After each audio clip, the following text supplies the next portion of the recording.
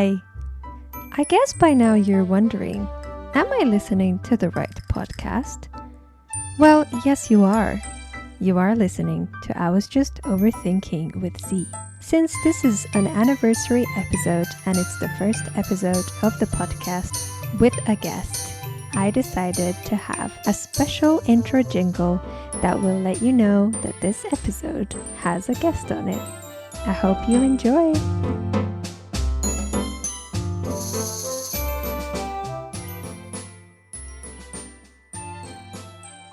Hello everyone. Welcome to I Was Just Overthinking.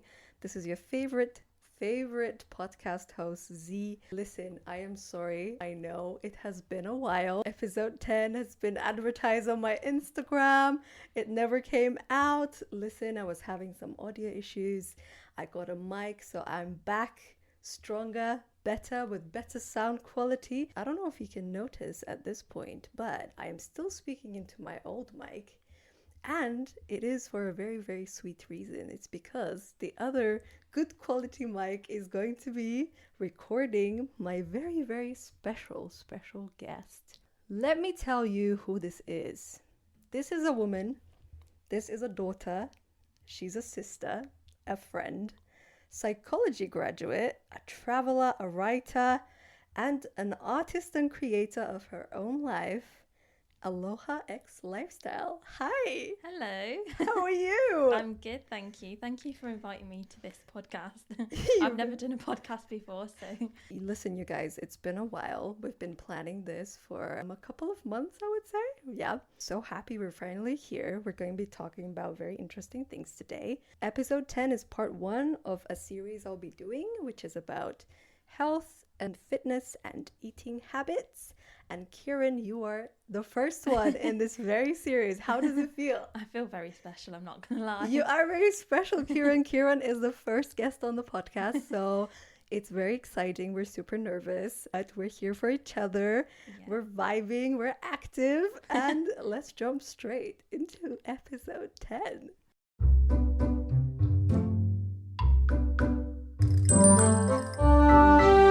I've gone through all of your Instagram, completely stalked you. I'm such a creep. Looked at your website. Can you tell us a bit more about yourself? Why are you a psychology graduate? How did that come about? Why did you choose psychology? So I think as I was sort of growing up, I've always wanted to sort of do something to do with our bodies. Initially, I thought it was going to be biological sciences. Yeah. But then whilst I was at college, I wasn't doing so well. Like, I really enjoyed biology, but actually psychology was the one I was exceeding at. And so when I applied for unis, I thought there's no way I'm going to get in with all these grades for biology, because I wasn't doing very well in my mocks. And then I thought, you know what, I'll apply for psychology, see where that takes me. It's not necessarily the side that I thought I was going to go for, but it's the side that actually I thought it is going to touch on some part of our bodies. You know, it's all about how we sort of are as humans, I guess. Yeah. How we behave, how we think, how we feel. And through that way, I learned quite a lot about myself, about others, about our relationships, about society. And in psychology as well, you sort of learn a lot about different sort of topics as well. I'll be honest, when I finished psychology, it was a 3-year degree. Yeah. I didn't really know where I was going to go with it, because it's such a big field. So, you know, you can go into clinical psychology, you can be, a psychologist and things like that. And I thought, where am I going to go with this? Listen, that's so common. I mean, when I did my bachelor's, it was kind of a very similar feeling. And I think a lot of people are in that, position, because when we are in a position where we are obviously a bit younger, we think very idealistic of the world. So we think, oh, I want to do psychology because I really love it. Or I want to do politics because I really love it. This is interesting. But then after those 3 years, you're thrown into the real world. And then you're like, okay, where does this really fit, So I completely understand that. I think it's an absolutely understandable thing. Yeah, and I think also psychology is a very hard thing to get into when you're sort of finding a career. So getting into the degree itself is, it's difficult, but it's a different level to sort of finding an actual career. And I think there's a lot of stepping stones into getting into that as well. So I think it all started with some voluntary work. I went to Sri Lanka for a little bit. Okay. So I did a Why placement. Sri Lanka? Sorry. No, it's okay. So Sri Lanka, actually, I was looking for a placement where I could do some mental health work. Yeah. And in England, there's not really many opportunities to do that. That's right, yeah. And I actually came across this placement called SLV Global. They did placements in Sri Lanka, Bali, and India.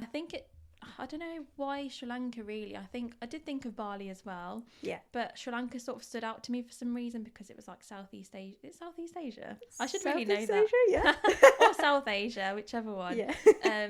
Anyway, so I just thought I wanted to sort of explore that side of the world and gain some mental health experience and do some voluntary work. I was there for 3 months. I did that in 2017. I really enjoyed it and I really wanted to go back again. So I did it again the year after, but as a peer mentor. And I really did enjoy it. And yeah, but I think I sort of found that there was parts of that placement that I enjoyed and parts of it that I didn't. What were the things you didn't enjoy? I'd say it was sort of being more involved in sort of the more severe side of mental health. Right. We were working in a lot of mental health hospitals.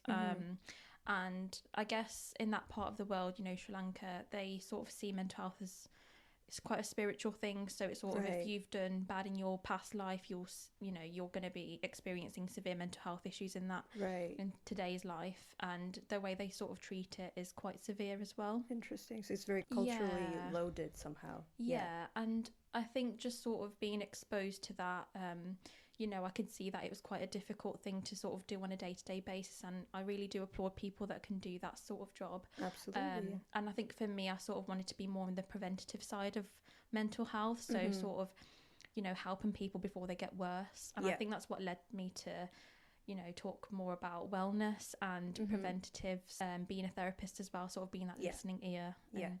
Absolutely. I think this very kind of smoothly transitions us into the current thing that you do, your Instagram page, your website. First of all, can we just address why is it called Aloha X Lifestyle? I actually have no idea. And I don't think that's the answer that everyone's looking for. So I've been asked that question before, and I think I really wanted a page that reflected how I felt at the time when I was creating it. And I think at the time I was actually in Sri Lanka. For some reason, Aloha stood out to me because I was sort of, around the water, or, the sea, flowers, nature. And I felt like that reflected sort of like Hawaiian sort of freedom, open, like I felt quite spiritual as well. And Aloha just kept popping up to me for some reason. So I just thought, I'm just going to call it Aloha Lifestyle. And I think a lot of Instagram tags were probably taken up by that point as well. So I just thought, we'll go for that. I love that story. I think initially when I saw your Instagram, I thought it was because you're such a traveler. If you haven't followed Kieran yet on Instagram, go ahead and give her a follow on Instagram. It's Aloha X Lifestyle, and I'll also link it in the description of the episode. You'll see it all over my Instagram. But Kieran travels a lot. She travels, I think the recent one was in France, was it? Yeah. So I thought, it's probably because she's been to Hawaii and she loved it. So she thought, why not? Yeah, I do actually travel a lot. I did recently go to Paris as well. That was really fun. And I think it's just almost that thing of, I don't know, having something that reflects me. And I was talking to someone the other day and I said, with your Instagram page, do you feel like that's sort of your alter ego? Because I don't think Aloha Lifestyle is an alter ego in a sense, but it's sort of my escape side, like my side where I can escape and create and be that side of me that I can't be in the real world in a sense. Interesting. I guess 9 to 5 every day I'm a therapist, I'm doing all my jobs, but when I'm doing my Aloha Lifestyle stuff, I'm like, I feel myself again. So I don't know, I do wonder about that with different people. But it's still kind of part of you, I think. Yeah, definitely. It's like, obviously I've met Kieran for the first time today in real life. We've spoken on Instagram a couple of times. We're really vibing with each other's content. But I feel like from your energy today, I feel like it really does reflect a really big part of your soul, and I think that's amazing. Thank you. You're welcome. We're going to jump into the part of the episode that is more related to wellness, to health, to eating habits. Kieran, obviously you have your own website, and I've looked through it. It's full of really great information. I found it really cool. It talks about conscious living, gut health, mindfulness. I was wondering what inspired you to go into kind of in this direction for your Instagram, for your website? What made you feel like this needs to be spoken about and Kieran has something to say about this? Yeah, I think as I was sort of developing my page for Aloha Lifestyle, I became very strong minded about like gut health and sort of what you've said there, you know, conscious living, mindfulness, all of that. Because when I was out in Sri Lanka, it has a very, you know, a lot of the community is Buddhist, and you have a lot of Buddhist temples. You know, they talk a lot about karma, and they talk about being more mindful, being more present in the moment. And I didn't realise until that moment how important that was. I can tell you later on in the episode why I'm super passionate about it too. Yeah. But I feel like everyone comes to it from a different perspective and why they actually get into like eating healthy. Yeah. And obviously there's a lot of chatter on the internet. There's a lot of people who promote healthy eating, but I feel like some of them are genuinely very toxic and not true. So I feel like it really takes someone very educated and, you know, to know what actual healthy eating habits are. Yeah. So I do have a lot to say about that. I guess to start with, it all started from my own journey of wanting to be better, and being in Sri Lanka where I was around nature so much more and in the sunlight and just around all these natural elements. I just thought this is the kind of life I feel is really serving me. And through that, you know, because I was a part of that sort of life, you know, we kind of went back to basics. We didn't have TV, we didn't have all those other things that we have here. But what we did have was all the natural things that I felt I was really thriving off. You know, socialise with people much more because we didn't have technology as such.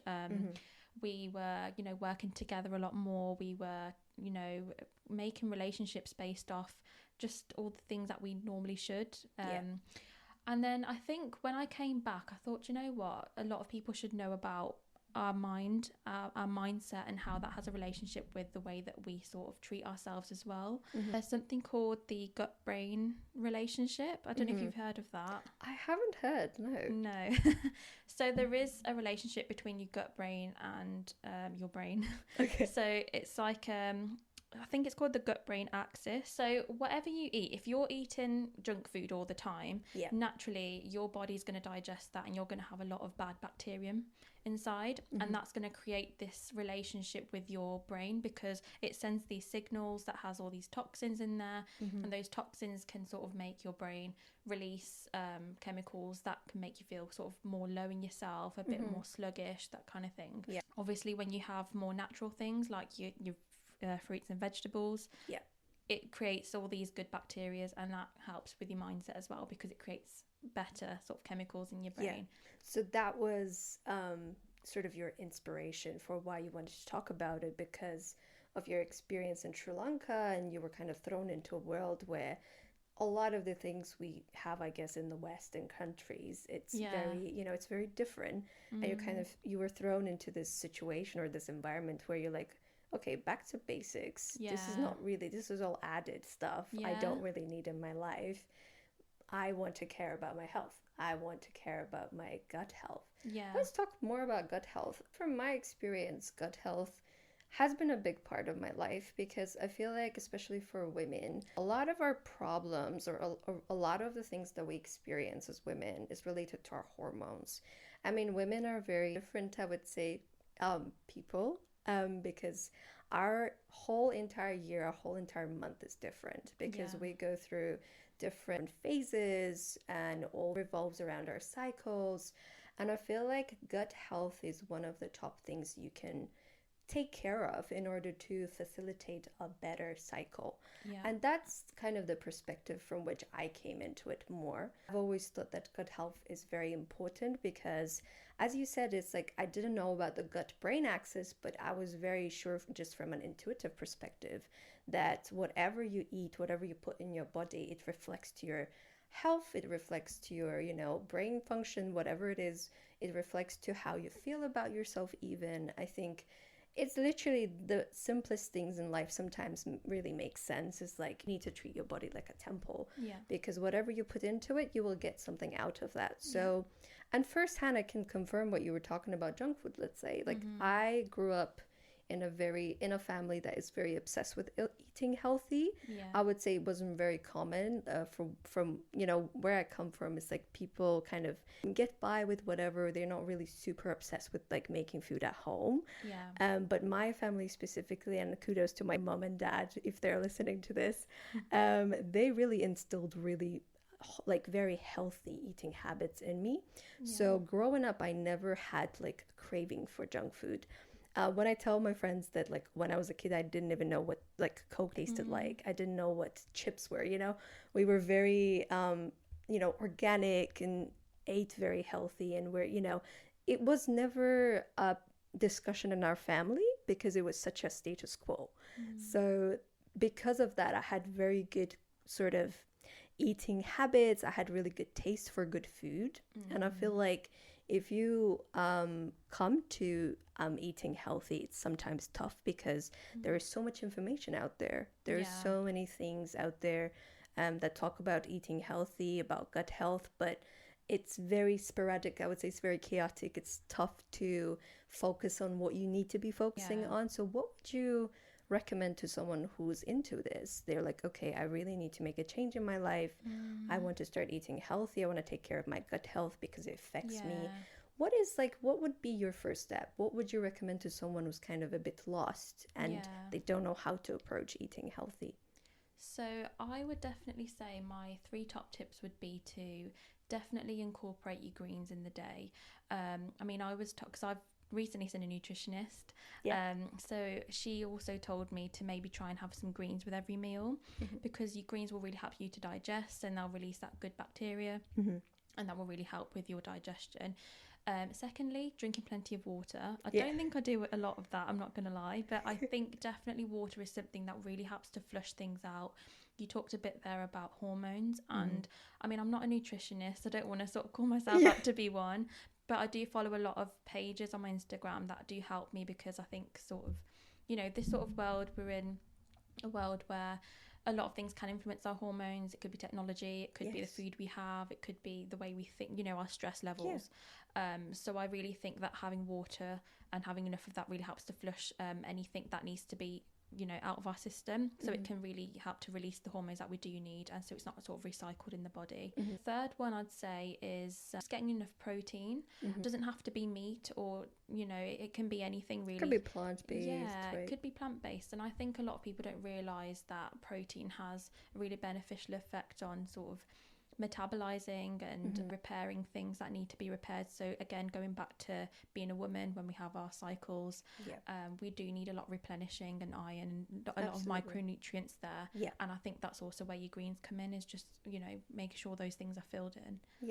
Talking all about this food and healthy eating, you're also very good with cooking at home. I think I've seen so many posts that you make on your stories on Instagram, that you make these wonderful things and all from scratch, and it's either one day it's a bread, another day it's a pasta, I don't know what.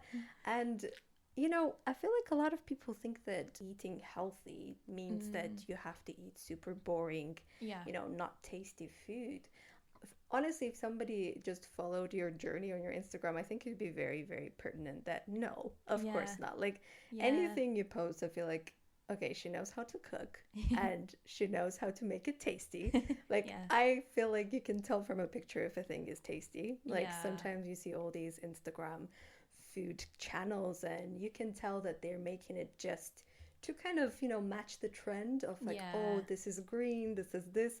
But in reality, you can tell it's not really tasty food. Like you would never eat it. But what would you say to people who think that, eating healthy or making food at home is boring? It's like, it's not tasty. You can't make healthy food taste good, as good as junk food. What would you say to that? What inspired me, to be honest, is I think you can initially think it's boring, but when you give it a try, or if you like something specific at a restaurant, for example, or a cafe that you normally go to, so you could almost like, I don't know, a pasta dish or a lasagna dish, I always think, how could I make that at home but healthier? Ooh, So that's a good tip. yes, I think what could be motivating is almost thinking about anything that you'd like, but how could you make that version healthier? And Google, Instagram, Pinterest, there are a lot of different things out there that can tell you how to make something healthier. It could be from going from a sauce, or maybe switching up your pasta to like a pea pasta or something like that, or lentil pasta. So that's, again, incorporating more protein as well. I'd say it's just making easy swaps. So if you already make food at home, if you think it's going to be more boring making it healthier, just think about how you can make those easy swaps. As I said about the pasta, or how you could make a sauce out of vegetables and just blend it together. That's one thing I do love. Making sauces out of vegetables and just like roasting them or baking them before I blend them, and it makes it really tasty. That's making me hungry right now. That sounds lovely. I feel like a person who's into gut health, a person who's into eating healthy habits, is usually a person who kind of revolves their eating around those principles. So just, I guess, for sake of our audience, can you describe your normal day of eating? What do you start with from morning to dinner time? What do you go through in the day? I want to say that I eat the same things every day, but I actually don't.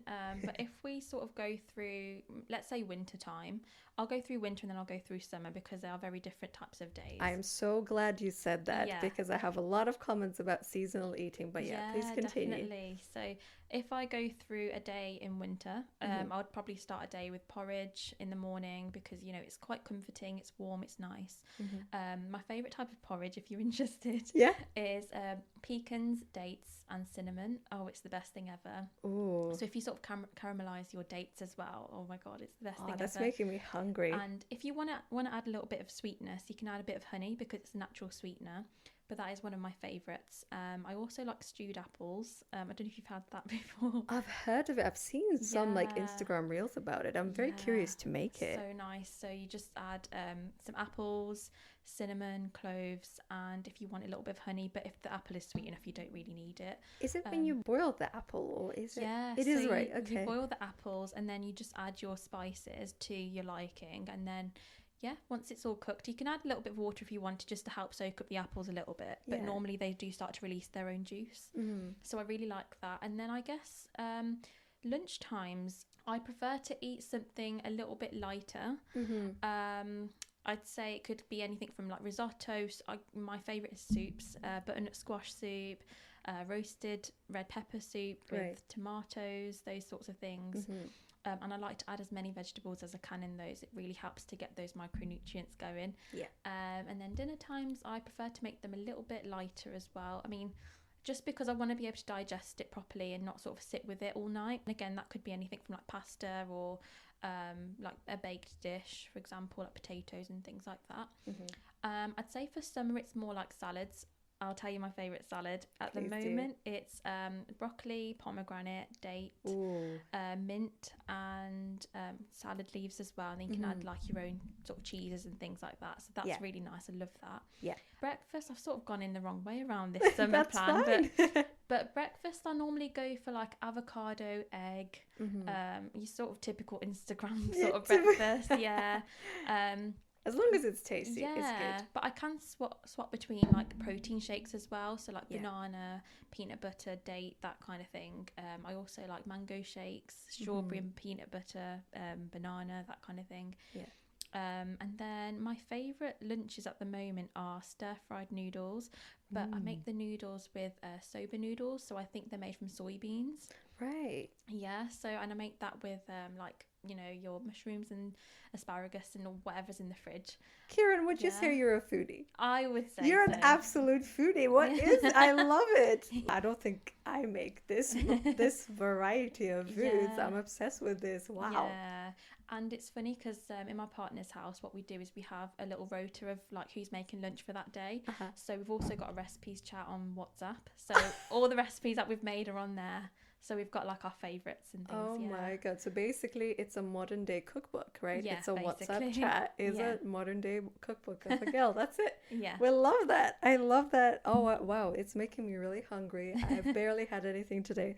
So after this I'm going for a really nice hefty meal. Probably going to include avocado.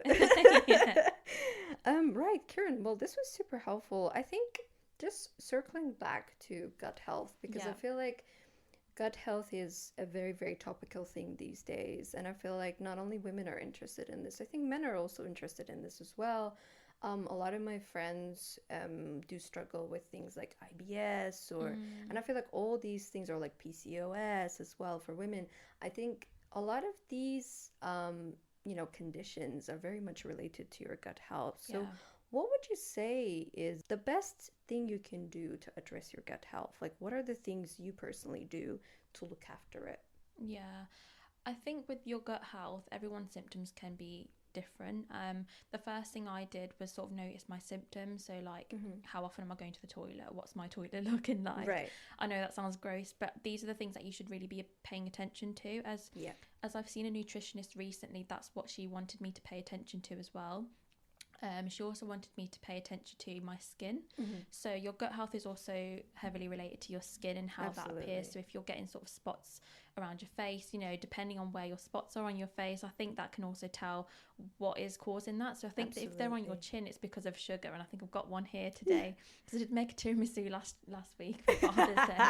But it was worth it. Yeah, it was worth it. So I mean, anything from your skin health, your joint health, I would also say in terms of paying attention to your gut health, it's also noticing how frequent things are happening for you. Right. So if it's like once in a blue moon, maybe, what you're doing is working for you. But if it's every single day or it's bothering you once a week, are you addressing something that needs to be fixed? Whether it's something you're eating, whether it's the way that you're managing stress if you're not doing that well. And it's really hard, I think, in this sort of modern world to not be stressed. Absolutely. And I think it's something that even I find difficult sometimes. But just stripping it back to the basics, I'd say. And this is going to sound really weird, but I've recently been following baby pages. Okay. So because with these baby pages, it's sort of telling parents like what kind of things you could do to sort of, when they're starting to have solid foods and things. Yeah. And I've been seeing this baby that's been eating the most delicious things, and I'm thinking, oh, I would eat that myself.